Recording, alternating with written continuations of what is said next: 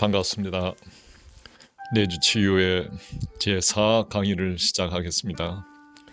지난 시간에 우리는 크리스천 삶에 대한 6가지 유형의 오해에 관한 것을 다뤄봤습니다.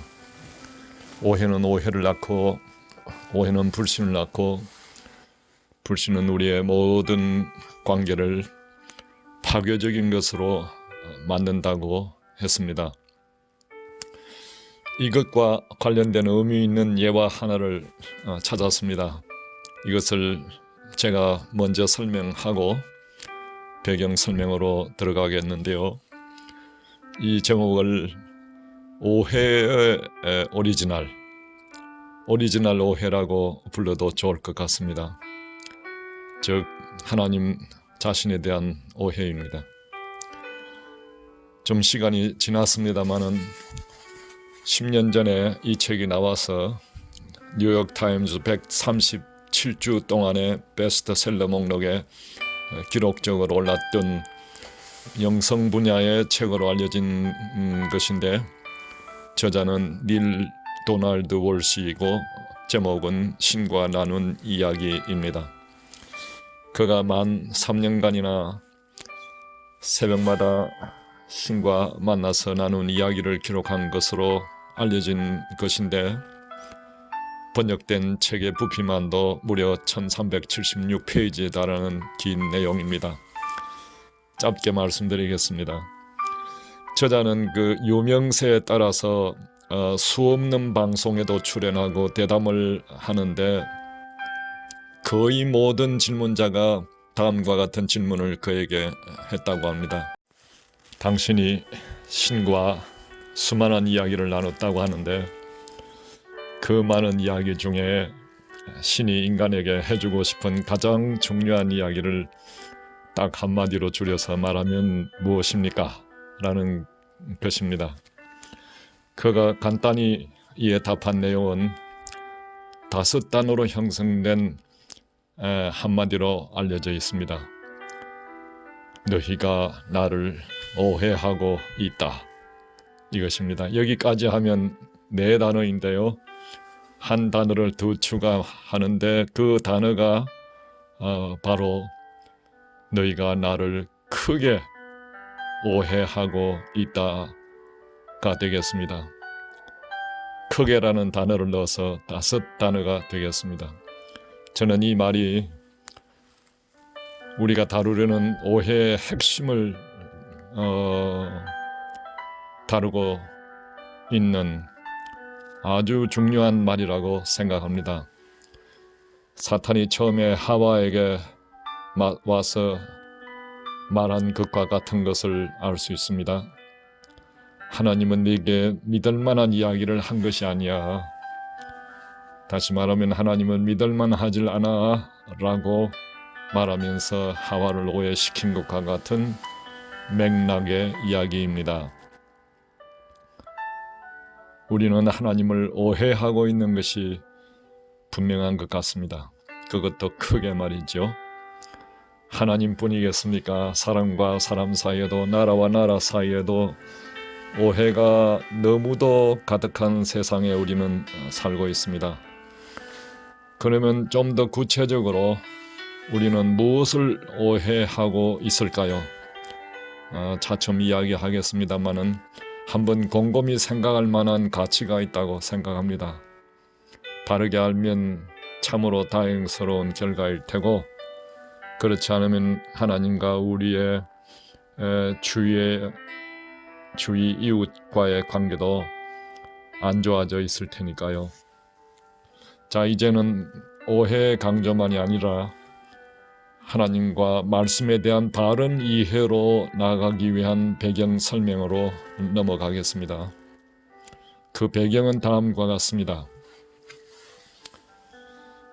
처음에 바울이 갈라디아 교회에 가서 복음을 전했을 때 갈라디아 교인들은 바울이 전한 복음을 바른 복음으로 받아들였습니다.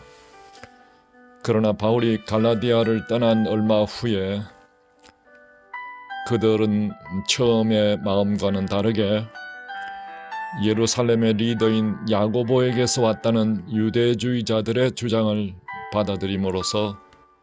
받아들이게 되는데, 그럼으로써 바울이 전한 복음을 버리게 되고 이로 인하여 큰 갈등 속으로 빠져들게 됐습니다.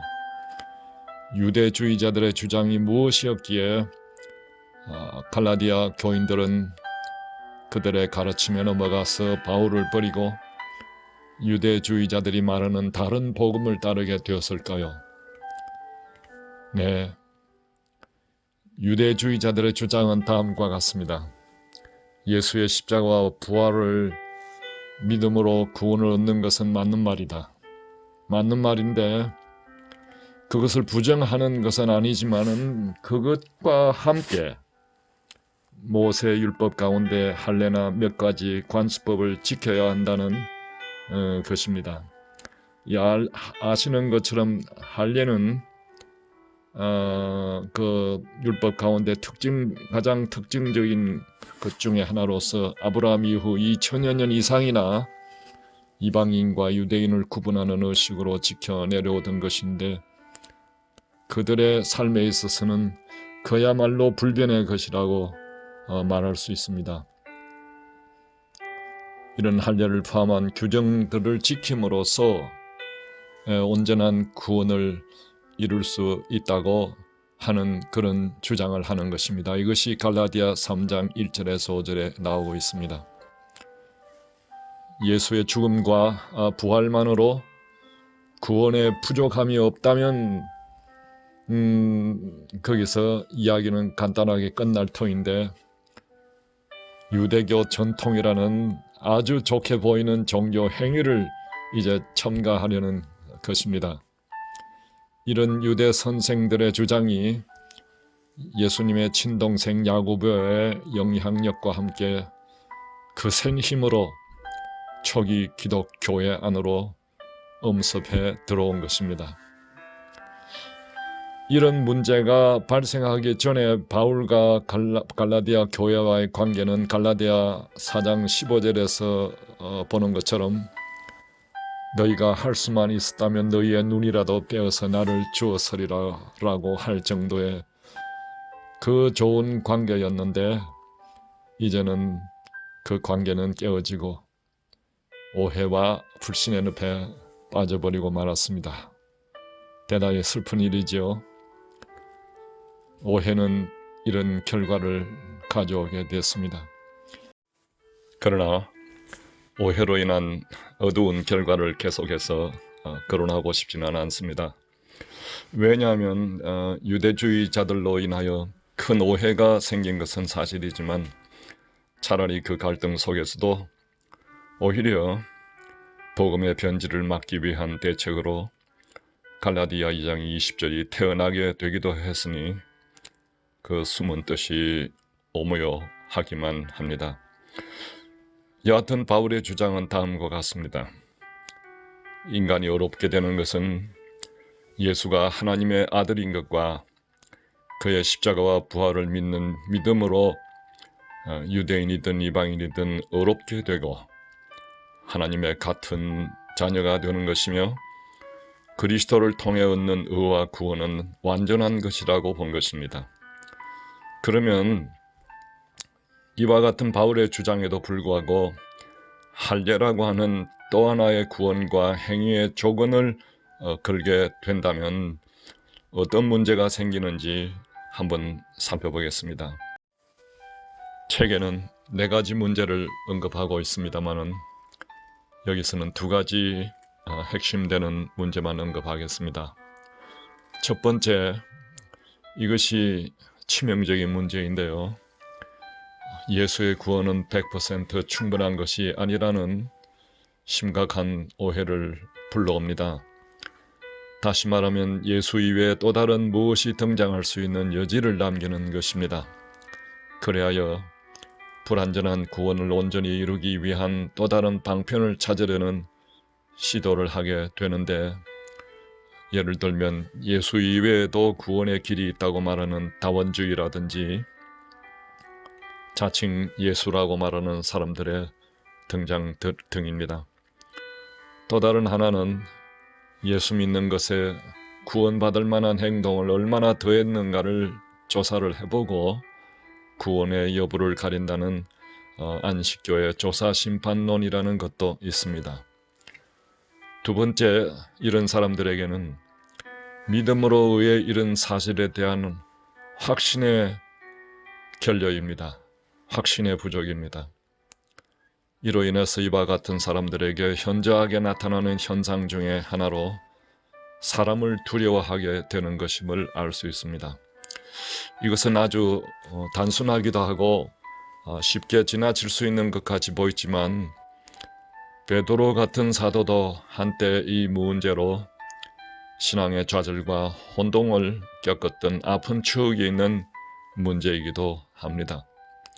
그것은 갈라디아에서 베드로 사도가 당했던 위선이라는 문제로 나타났는데 이 내용은 책에 나오는 것으로 보충하도록 하며 핵심 내용만 간단히 말씀드립니다.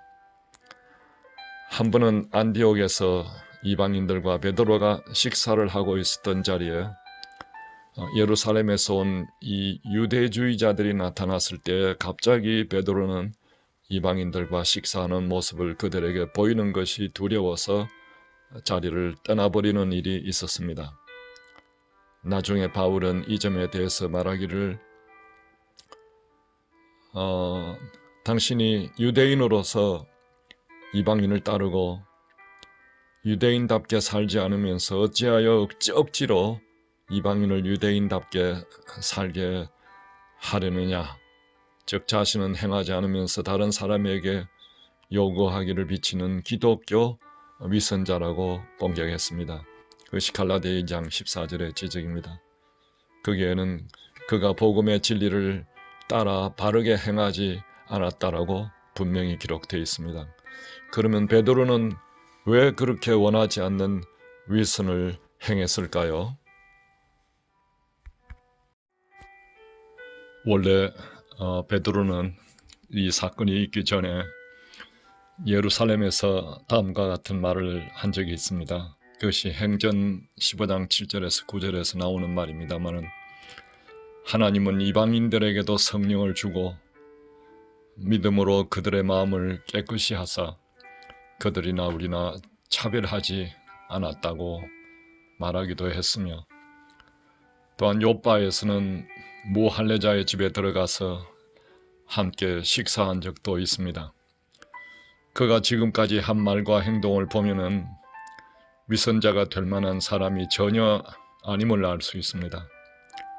만일 그가 믿음으로 어렵게 되는 그 말과 그에 따르는 행동을 그대로 견지하고 있었거나 유대주의자들이 말하는 것이 어떤 것이고 그 정체를 분명히 직시하고 있었다면 두려움으로 그 식탁의 자리를 떠나지도 않았을 것이고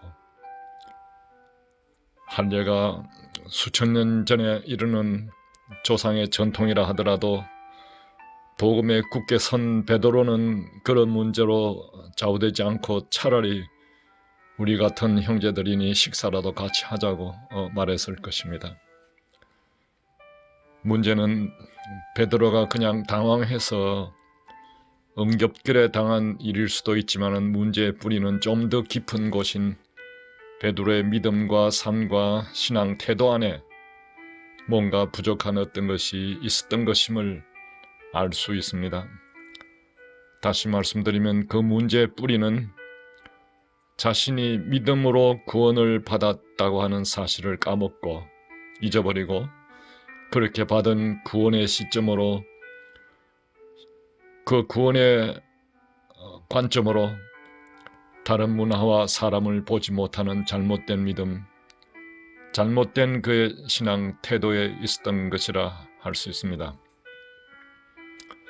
저는 이 베드로의 사건을 보면서 제가 아는 어떤 목사님 생각이 났습니다.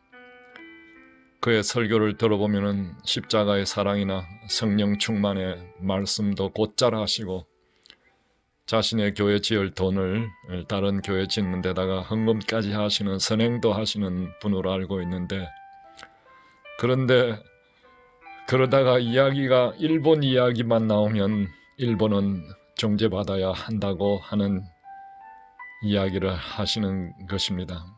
그런 이야기를 들은 적이 있습니다. 저는 그의 설교와 동영상을 들으면서 갈라디아 교회 식탁의 그 자리를 피해 달아나던 베드로의 생각이 났습니다. 잘못된 믿음이란 것에 대해 조금 더 저는 이렇게 설명드리려 합니다. 하나님이던 예수가 왜 인간으로 이 세상에 왔으며 그가 왜 십자가에 죽었으며 지금 그것이 나와 어떤 관계를 맺으며 살아야 하는지에 대한 100% 확신의 결여였다고 볼 수 있습니다. 그 결과는 두려워할 필요가 없는 것을 두려워하게 되고 따라서 복음의 진리를 따라 바르게 행하지 않는 사람이 된 것입니다. 이것이 갈라디아 2장 14절의 베드로에 대한 바울의 진단입니다. 제가 힐링 코드란 책을 보다가 거기에서 잘못된 믿음을 사람이 가지면 사람을 두려워하게 된다고 하는 지적을 본 적이 있습니다. 역시 과연 그렇구나 라고 생각하면서 크게 깨달은 적이 있습니다. 이것을 보면 그리스도인의 삶의 바른 개념의 이해와 삶의 적용이 어떤 것인가 하는 점은 초기에 베드로에게조차도 이해하기 힘들었던 것처럼 보입니다. 예수의 구원은 온 세상에 미치는 완벽한 구원이라는 확신을 굳건히 지키는 것이 참으로 중요합니다. 그리고 그 확신이 우리의 삶에까지 나타나도록 해야 합니다. 이것이 참으로 중요하고 우리를 실패와 좌절에서 건지며 승리하는 삶으로 인도하는 것인 것을 새삼스럽게 깨닫게 됩니다. 오늘 강의 시작 처음에 이런 확신이 없으면 예수 외에 또 다른 무엇을 찾아서 행위 구원의 길을 찾거나 의도치 않은 위선자의 나락에 떨어질 수 있다고 지적을 했습니다만 혹시 이것이 오늘의 우리의 처한 현실을 말하고 있는지도 모릅니다. 저는 어느 순간 베드로 앞에 나타났던 유대주의자가 지금 우리 앞에도 갑자기 나타난다고 또 생각하면서도 그렇지 않습니다. 우리 주위에 우글우글 그리고 있다고 생각합니다. 조심해야죠. 이것이 더 위험한 것은 나 자신뿐 아니라 다른 사람까지도 위선의 흙탕물에 빠지게 하며 서로는 서로의 얼굴에 위선의 진흙을 발라주고 있을 수도 있습니다. 그러면 이와 같은 사람을 다루는 바울의 최선의 방법은 무엇일까요? 갈라디아 2장 20절의 공부를 통해서 더 큰 깨달음의 기회가 생기기를 진심으로 바라면서 더 자세한 내용은 다음 강의로 넘기겠습니다. 감사합니다.